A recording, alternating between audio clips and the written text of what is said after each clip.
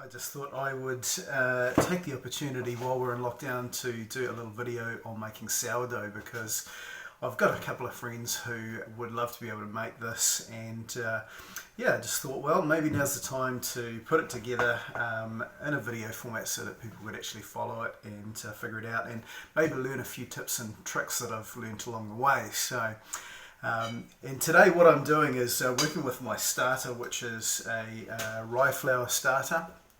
You can use ordinary flour, but rye flour works really well because it just has those natural yeasts in it. And so this starter, I've made this probably a couple of weeks ago. I just kind of, you can get recipes online, and they will teach you how to create a starter, which is really, it's a mix of a certain type of bacteria and natural yeasts that are in the air, and it goes through a lactic process, and so creates that kind of that tanginess, but also creates the leavening or the rising effect that you actually want for the bread. So it adds to the flavour, but it's a natural yeast. So it's a yeast that's found with the rye flour, but it also comes from the natural environment as well. So so yeah, when you open it up, it smells nice and tangy, and you want a reasonable size portion for this loaf, because we're going to end up using probably around about 150 grams or a little bit more of the leaven, or the starter as we call it. So also what I'm doing is I'm using a mix of different flours. Now currently the flour I have at the moment is the Champion Beta, it's B-E-T-A. And it's a flour that is a strong flour, so it's got a high protein content, and it's going to create those long gluten molecules, which are going to give you the chewiness of the bread. And it's important to use a strong flour for this. It's just going to create a much better bread and much better crumb structure. Now also to increase the flavour, I've added a few other things. So I've got some stone ground wheat flour that's mixed in here in my bowl, and I've also got a little bit of spelt flour, and they just add different kind of flavour profiles. The stone ground flour just has a lot of the whole kernel mixed in with it as well, so it just tastes a whole lot better. And I've probably roughly done, it's about 600 grams of flour. And I've done around about probably about 450 grams of the white Champion Beta flour, around about 100 grams of the stone ground, and around about 50 grams of the spelt. You really want the backbone of that stronger flour. The spelt doesn't have really much strength to it. So yeah, having the larger amount as your regular strong flour, bread flour, is probably the way to go, but I'm no expert, that is for sure. So I've just kind of mixed these together, and then what I'm going to do is I'm going to add, this is probably a point where I want to talk about baker's percentages. And so what you're needing to do when it comes to making the mix of a loaf of bread, bakers use percentages. And so if you would say that the flour content is 100%, then you will use water content of that of about 70% is what I'm using for this, which is, you know, reasonably wet mix, but it's still not that wet. I mean, people who make sourdough all the time would say it's probably a dry mix, but if you're starting out, you'll find that this is enough to handle as it is. And so 100% flour, which would be 600 grams, and then 70% water, which I think is around about 425 grams, if I'm remembering correctly, and then around about 25% or 20% of your levain or your starter, and then 2% salt, and that is your baker's percentages. And so you can play with those, adjust those a little bit, but this is a loaf that I've done, and it's tried and true, and it seems to work most times. Sometimes add a little bit more yeast in it if it's colder, but yeah, that should work for this time. So what I'm going to do now is I'm going to add this water in here, and then we'll talk about it a little bit. Alrighty, so I've calculated that the 70% water will equal around 420 grams, so I'm just going to add 420 grams of water into here. This is not hot water, it's just water out of the tap. Doesn't even have to be warm water. Alright, so what I'm going to do is just stir this together, and this is a process called autolyse. And what it's doing is I'm not adding anything else at the moment. So I'm not adding any oil, not adding any salt or any yeast at this point. What I'm wanting to do is to give this a chance for the gluten strands to develop. And so just by adding the flour and the water together, I don't even have to mix it. I just really need to just bring it together. So I don't have to knead it. But by letting it sit for around about half an hour at the least, or for around about an hour, just by sitting there, it gives it a head start. And what you actually find, and I've found this process works with doing like pizza bases and things like that, is it's not a cheat, but it's almost a shortcut in a way that enables you to develop and get some really nice chewy bread, because just by sitting there, the proteins are looking to try and attach to each other and create these long chains, or gluten strands as we call them. And what that does is it effectively creates like a net or a network that is going to catch the air bubbles. If you can imagine, like if you had a fishing net and you laid the fishing net on the ground and then you fold it over the top and then you fold it over the top again, you'll be creating like a lattice, and that's in essence what we're trying to do with the bread, is to create these gluten strands, which creates a net that effectively holds the air bubbles in it, the gas bubbles, and that enables it to rise. If you haven't developed your bread enough, so you haven't done this process and you haven't kneaded it enough, then you're not creating enough of those gluten strands to create a strong dough. And particularly when you've got a wet dough like this, which, you know, it is quite a reasonably soft wet dough, then what you'll find is it'll spread everywhere. You'll get a big sticky mess. But when you have a strong dough, it will sit up and it will hold itself together, and that's because we've developed the gluten. So that's what I'm doing here, and I've only really just brought that together. I'm not going to knead it anymore. I'm just going to stop now, and I'm going to leave it for at least half an hour, and then I'm going to measure in the salt and mix that in, and then finally we'll mix in the levain, our starter, and we'll go from there. So I'll leave you guys to it for a little bit, and I'll come back soon. Alright, so we're back around about half an hour later, and now I'm going to add my 12 grams of salt into this, which is 2% of that 600 grams. So I'm just going to tip that on there, and this is just natural salt, but like pink salt, but you could use table salt, just don't use the iodized variety. And now what I want to do is to get that right in there, so I'm going to stir it around, give it a good mix, and get it in there. After a little bit, I'm going to show you a kneading technique, which is really helpful. It means you can knead, because we're going to have to do a lot of kneading, but it actually makes it reasonably simple. So I'm going to teach you a method that will help you to do it. But at the moment, I'm just wanting to incorporate this salt, and so get it all in there. Alrighty, that's all pretty well incorporated, so I'm now going to add what would be around about 20%, I think, of the levain according to these baker's measures. So I'll just get a bit of a spoon for that. So that's going to be about 150 grams. The mix is reasonably warm at the moment. If you have a look in here, you'll see that there's plenty of air bubbles in there. And so smelling great, and I'm just going to tip that in and measure out 150 grams. What I find is that I can keep this in the fridge in between, so when I have a reasonably small starter, I can keep it in the fridge, and that's no worries. As long as I fed it before I put it in, and I keep it in a small jar, then I can actually get it out. And I found it probably keeps maybe up to a couple of weeks, but it does start to get a bit sort of funky after that, and you probably it will eventually die. At least that's been my experience. Someone else might have experienced something, but that's all good. So as you can see, that's a really sticky mix. I'm going to get my hands in there.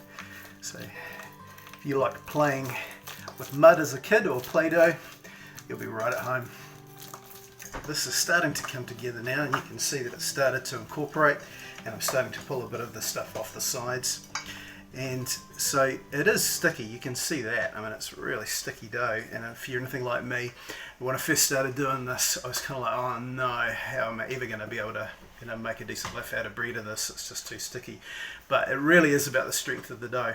And so I want to teach you this, the rhubarb method. And it really is, you just scoop in underneath and you lift and drop like that.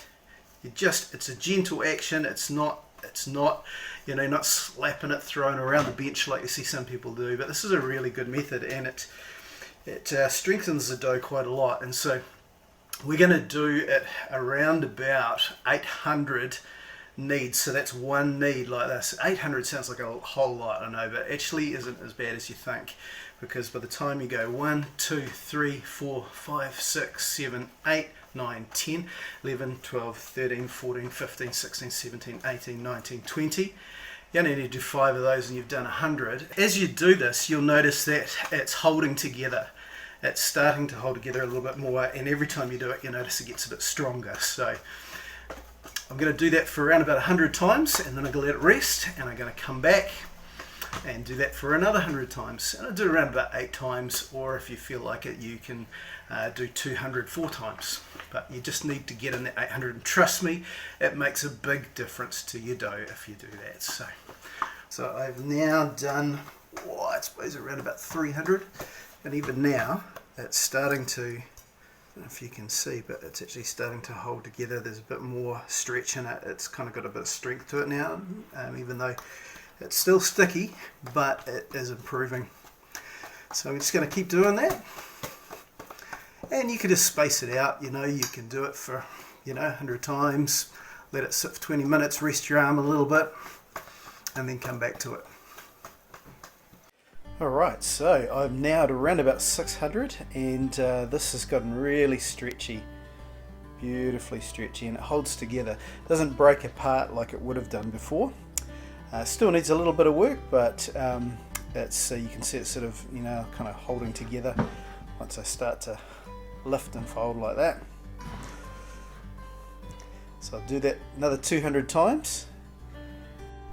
Okay, so we're going to have a bit of a go at folding, stretching and folding. What I want to do first is wet my hands, because it just helps the dough not to stick to my hands basically. And then I bring my bowl over, which I've been covering with a bit of plastic as well, just to keep it from drying out. And so we've got this beautiful dough in here now, which is incredibly stretchy. And so all I need to do, and there's several different ways that you can stretch and fold it. I'm just going to do the most simple one for you guys. Hopefully you can see it. But I'm going to lift it up and stretch like this, and then just fold it on top. And then turn it around 45 degrees, pick it up, stretch, and fold. Turn it around, stretch, and fold. I'm probably not going to get another fold out of this one because it's pretty much done. So that's all you need to do, and do that several times. Do that about 6 times, 6 to 8 times, and you can let that rest, let that settle in between each time. So you're probably going to want to give it at least half an hour just to sort of settle back down, to allow the gluten just to relax a little bit, so then you can stretch it up again. You find that after you've stretched and folded it a few times, it's really quite firm, so it just needs that little bit of time to relax before you do it again. So we'll wait again and come back and sort it out. Right, so we're doing our last stretch and fold, and then what I'm going to do is I'm going to put it in the fridge overnight, and that is just to kind of partly to slow down the process of the bread rising. And also it helps the flavour to develop as well. What happens if it overproves, it's going to lose all the integrity, all the strength of the dough, and you'll just end up with this big mess, this big pancake. So I don't want it to rise too fast, but just slowly develop in the fridge overnight, and then tomorrow I'm going to go to the next stage where I'm going to show you what happens then. So see you in the morning.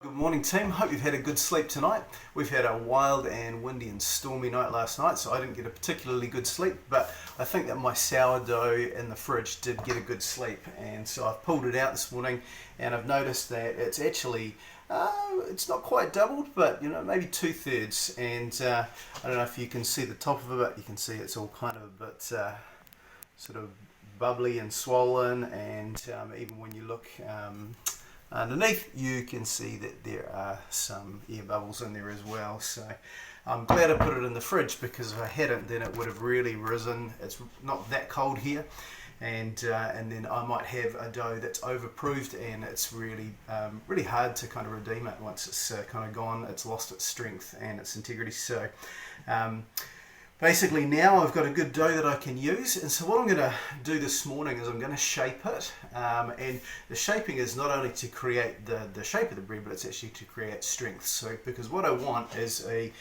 bread dough that is not just flowing all over the place, because it's quite a wet dough, but I actually want it to sort of sit up and hold itself together. And so by shaping it, what I'm going to be doing is I'm going to be stretching and folding and stitching, and that's just stretching the surface of the dough, and it's bringing it around into a shape that is then going to hold itself together. Now what I'm going to do after that is I'm actually going to cook it in this thing called a Dutch oven, and this enables me to cook it in the oven without having to use any steam in the oven, because as soon as this is like scalding hot, which is probably going to be around about 250 degrees in my oven, it's just as soon as I put the dough in here, it's actually going to create steam within it. And so then what happens is I will get what is called oven spring, and so the heat and the steam, which sort of keeps that surface a bit pliable, will just allow it to go boom, and I'll get a whole lot of extra rise with the first half of the cooking stage, and then I'll take the lid off, and then it'll brown it and crisp it like you would normally see. So it's good to get one of these if you can. You don't have to have one of these, but you can just use an open kind of a vessel, but you will have to have steam water bath inside the oven as well to kind of get the same effect. So that's what we're going to be putting it in. Also, because I'm just using some home gear, home equipment, I haven't gone out and bought all this expensive stuff, but a bread basket, or a banneton as they call it. I don't have one of those, but I have a bowl, which is not that flash, but it's going to shape or hold the dough in around the same size as what's going to go into the Dutch oven. And also what I've got here is a tea towel. And so you buy a banneton, you'll have this lovely piece of linen, and I think it tends to be a little bit more non-stick. But what I've done here is I've dusted this with a mix of rice flour and regular flour. Now rice flour is absolutely your friend here, because, and I bought this from one of the Indian shops locally, and rice flour is like Teflon. It just, the dough won't stick to it. And so in one sense that's absolutely your friend, because you don't want the dough to be sticking in that basket or on that tea towel, otherwise you've got big problems. So I want to give that a good dusting with that. Mix of rice flour and regular flour works. And also what I'm going to do is put that on my board as well. So on my chopping board here, I'm going to be putting some of this. Don't know if you can kind of see that. My filming skills aren't that great, but I'm going to be putting a bit of a layer on there. I don't want to use too much, because the other thing is, as I begin to stretch out and fold this bread on top of itself and stitch it up as you see, if I use too much of that, then it's not going to stick to itself. And so there's a little bit of a balance. Now, I'm no expert by any stretch of the imagination, and some of the things I'm going to do here, there will be some professional artisan bread people who will look at this and they'll go, well, that's wrong, that's not how you do it, and that's totally fine. They're probably quite right. However, I've been doing this for a little while, getting the same result every time, and I'm quite happy with the breads that I'm putting out. They're not like some of the ones you see online, and they're full of all these beautiful uniform holes and that kind of stuff, which absolutely look lovely, but when it comes to practically spreading butter on that, man, good luck, So if you really want a toast or a sandwich, probably what I'm finding is that the bread that I'm getting here works really, really well for that. It tastes great, it looks great, and at the end of the day, if you're happy, you're happy. So that's cool. So what I'm going to do now is I'm going to pause here and get my bread sorted. Alright, my dough here. Stretch it out a little bit. I feel it's reasonably firm, which is good. Alright, put that there. Like that. Like that. Pull that over like that.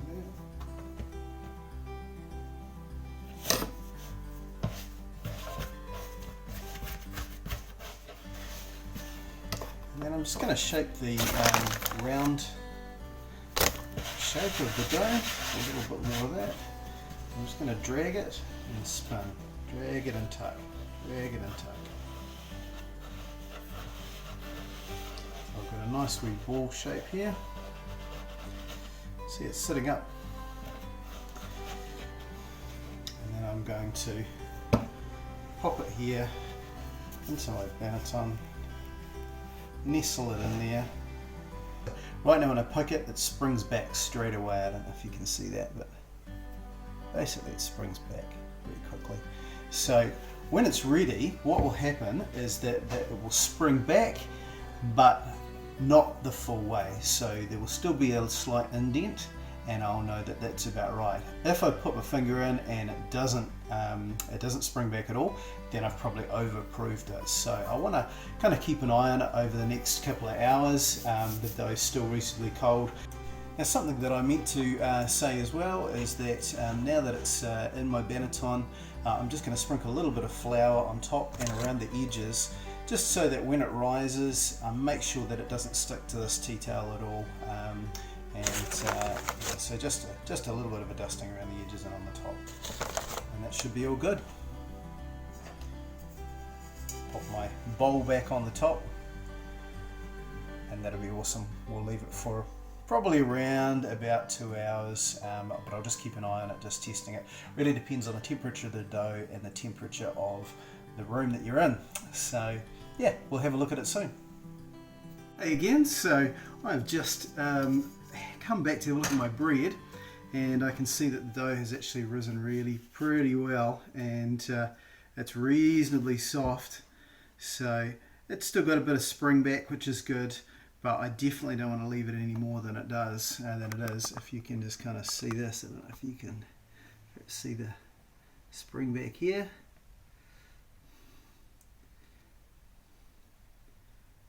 Maybe you can't see that, I'm not sure, but anyway, it's definitely ready to go. So what I'm going to do is I am going to put this in, put my oven on to about 250. I'm going to put my Dutch oven in there, get it nice and hot, and then I am going to get this ready to be able to then turn out. And what I tend to use is I use some baking paper so that I can basically lower it into this hot Dutch oven. Otherwise, it's just going to be quite hard to handle without burning myself, and also it gives me an opportunity here to be able to tip it out onto some baking paper and then be able to score it, which is another really important part of this, because what it does, it just kind of breaks that surface skin and allows the dough to be able to have an oven spring, which is I talked about before, which allows it to kind of rise just that little bit extra. And so you want to have a good bit of scoring on the top. It allows it just to puff up, and you get a really nice big high loaf, hopefully. So I have got this brown baking paper, which is a really good baking paper actually, this one. If you can hunt this one down, it's a proper baker's baking paper, really, really good.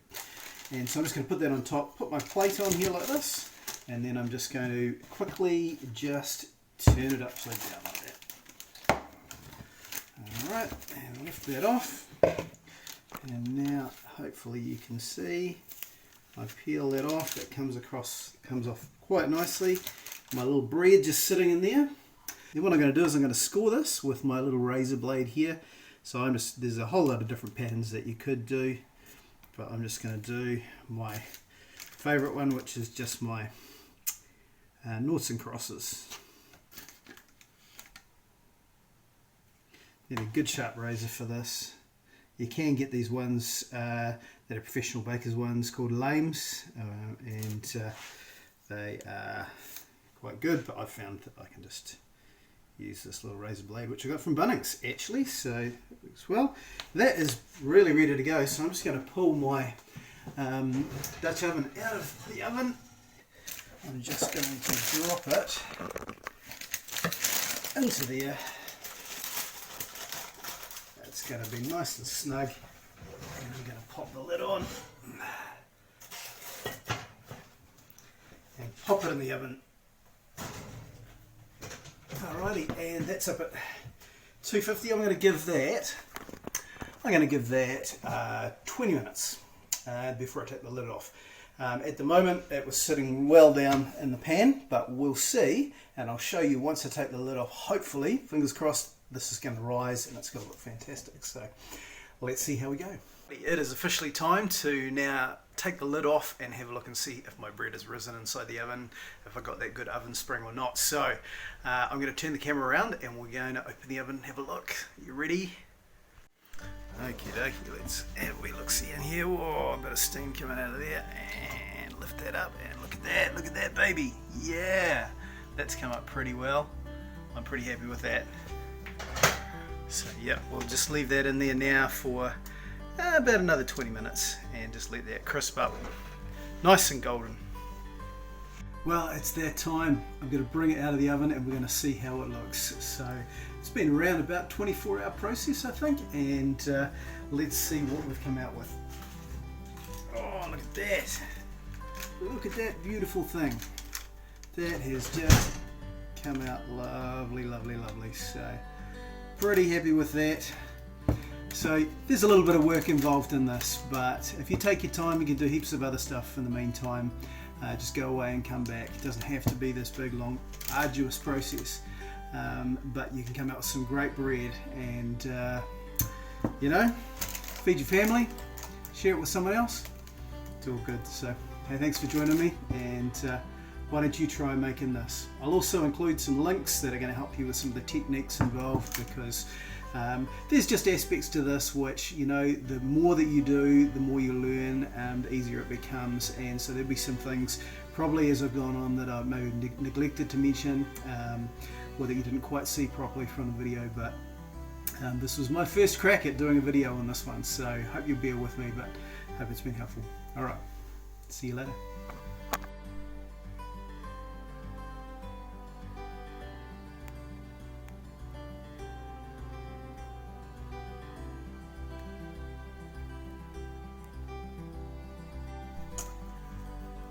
Check out this beauty.